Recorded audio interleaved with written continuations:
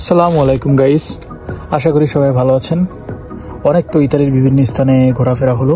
চলুন আজকে আপনাদের নিয়ে ঘুরতে যাব ভূস্বর্গ খ্যাত সুইজারল্যান্ডে।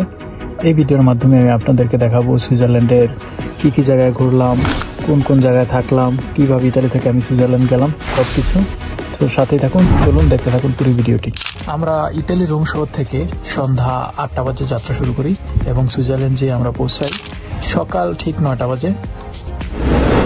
আমি সুইজারল্যান্ডের টোটাল 3টা জায়গা ঘুরেছিলাম, গ্রিন্ডেলওয়াল্ড, লাউটারব্রুনেন এবং ইন্টারল্যাকেন। শেষে মিরিঙ্গেনও ছিলাম, ওইখানে আমাদের হোটেল ছিল, বাট ওই জায়গায় নিয়ে আমার তেমন একটা ভিডিও করা হয় নাই, কারণ আমি দিন শেষে সারা রাত না ঘুমানোর কারণে অনেক টায়ার্ড হয়ে যাই, তাই তেমন কিছু করতে পারিনি ওইখানে।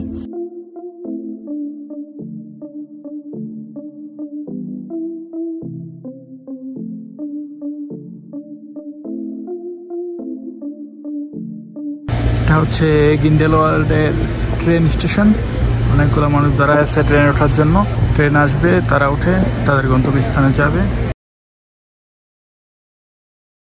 সুইজারল্যান্ড আসলেই এত এত এত বেশি সুন্দর, মানুষ যে কেন সুইজারল্যান্ডকে ভূস্বর্গ বলে আপনি এখানে এসে স্বচক্ষে না দেখলে জিনিসটা বুঝতে পারবেন না বা বিশ্বাস করতে পারবেন না। আমি আমার নিজের চোখে দেখার পরে আসলেই সুইজারল্যান্ড আমার এত বেশি ভালো লাগছে, আমি যা ভাষায় প্রকাশ করতে পারবো না।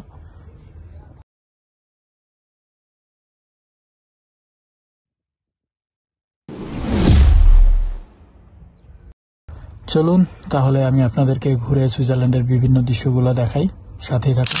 এখন আমি আছি সুইজারল্যান্ডের গ্রিন্ডেলওয়াল্ডে। আমার দেখা সুইজারল্যান্ডের এখনো পর্যন্ত বেস্ট জায়গাগুলোর মধ্যে একটা।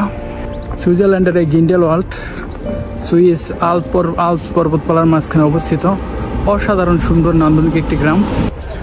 রোম থেকে প্রায় 8 থেকে 10 ঘন্টা জার্নি করে আসার পরে এখানে আমাদের ফার্স্ট স্টপেজ ছিল। সকালে নাস্তা করে আমরা এখন পুরাটা শহর এক্সপ্লোর করতে বেরোছি।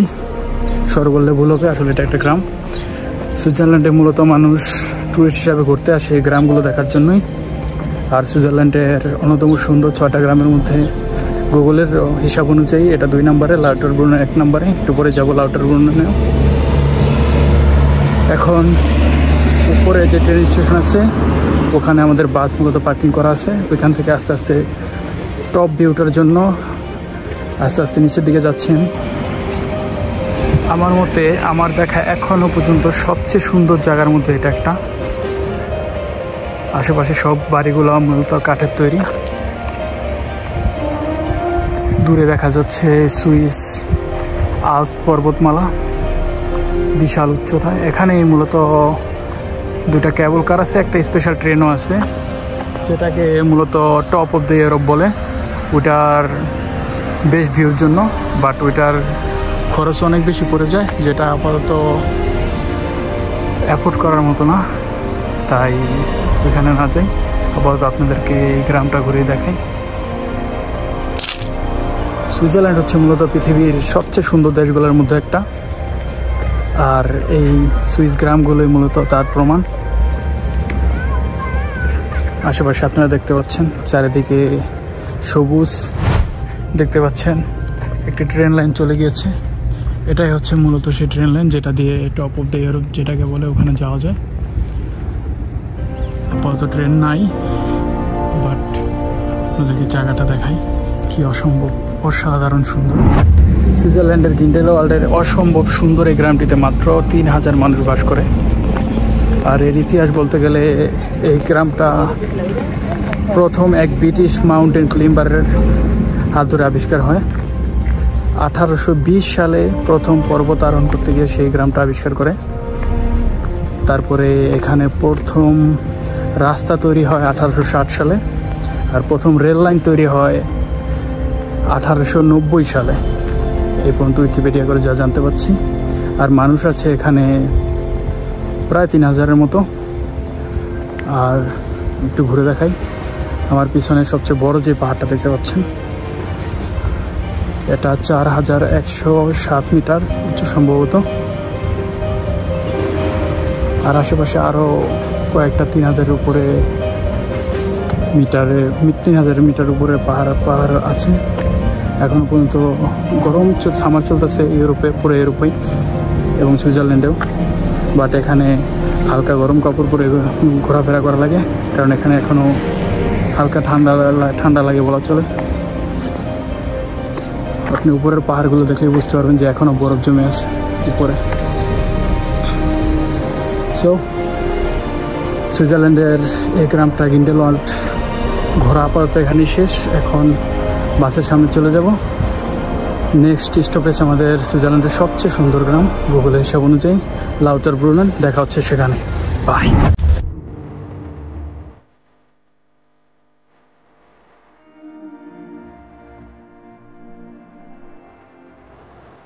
এখানে সবচেয়ে মজার আর ইন্টারেস্টিং যে বিষয়টা হচ্ছে, আমি আপনাদেরকে বলে নেই, এই ট্যুরে আমি মূলত 4টা দেশ ঘুরছি: জার্মানি, সুইজারল্যান্ড, লিechtenstein এবং অস্ট্রিয়া। এই 4টা দেশের একটা দেশেও আমার পাসপোর্ট বা সৌজন্য প্রেমিসের সৌজন্য যে ডকুমেন্টগুলো আছে একটাও কন্ট্রোল করা হয় নাই। আমরা কোনো কন্ট্রোল ছাড়াই বর্ডার ক্রস করেছি, কোনো সময়ে আমাদের ওয়েস্ট হয় নাই। জিনিসটা আসলে অনেক ইন্টারেস্টিং ছিল। সো গ্রিন্ডেলওয়াল্ড থেকে এখন চলে এসেছি সুইজারল্যান্ডের সবচেয়ে সুন্দর জায়গা লাউটারব্রুনেনে। এখন আপনাদেরকে লাউটারব্রুনেন ছোট শর্ট সময়ের ভিতরে যতটা পারি ঘুরে দেখানোর চেষ্টা করব। তো সাথে থাকুন, দেখতে থাকুন সুইজারল্যান্ডের সবচেয়ে সুন্দর গ্রাম লাউটারব্রুনেন, এবং সুইজারল্যান্ডের অফিসিয়ালি সবচেয়ে সুন্দর প্লেস এটা। সামনে একটা চার্চ আছে, এটার স্পেসিফিক কোনো ইতিহাস নাই, বাট চার্চটা অনেক সুন্দর।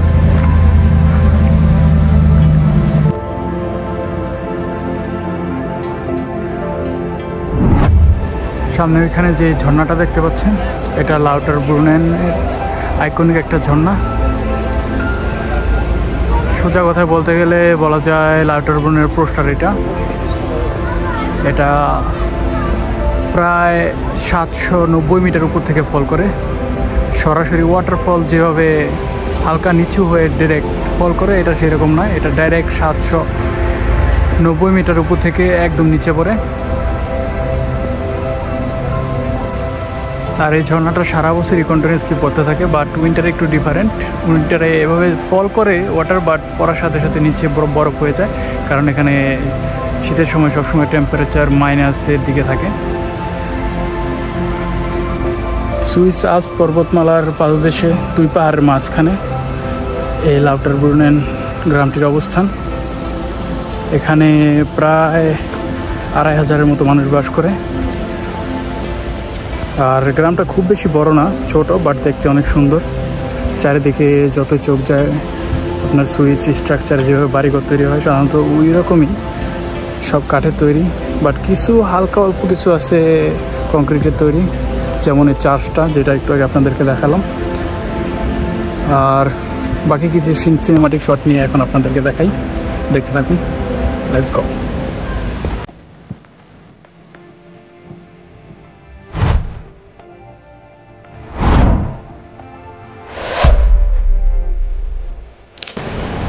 দেখেন পিছনে ঝর্ণাটা, এই পাশের বাড়ির স্ট্রাকচারটা, সামনে একদম ফুল দিয়ে সাজানো, পিছনে এমন ঝর্ণা, জাস্ট লাইক একদম টপের মতো। এখানে আপনারা দেখতে পাচ্ছেন ছোটো একটা কানালের মতো চলে গেছে। এটা মূলত বড় বড় পাহাড়ের বরফ গলা পানি যাচ্ছে। এই পানিগুলো যে ডাইরেক্ট ইন্টারলেকেনের যে 2টা লেক আছে ওটার সাথে মিশছে। পানি অনেক ঠান্ডা, হাত দেওয়া যায় না।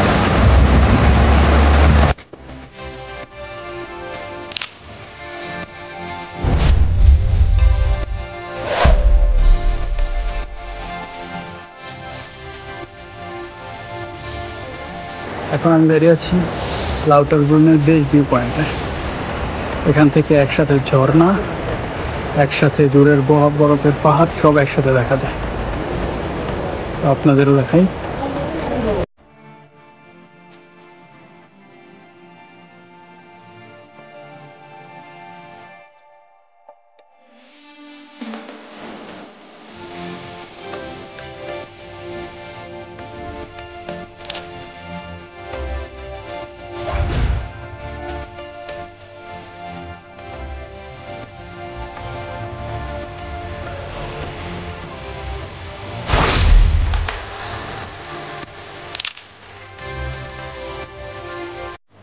হাঁটতে হাঁটতে ক্লান্ত, দুপুরের খাবারের সময় সতের সুইস ফ্র্যাঙ্ক।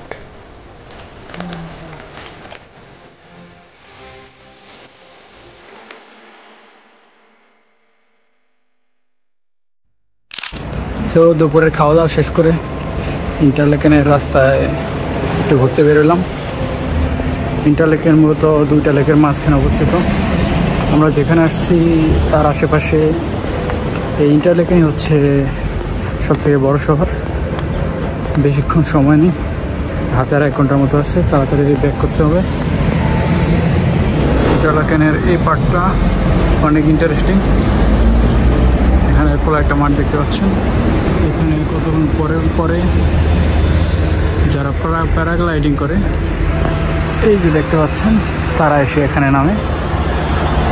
ওই যে উপরে একটা ছোটো ঘরের মতো দেখা যাচ্ছে, ওখান থেকে শুরু করে দেন এখানে এসে নামে।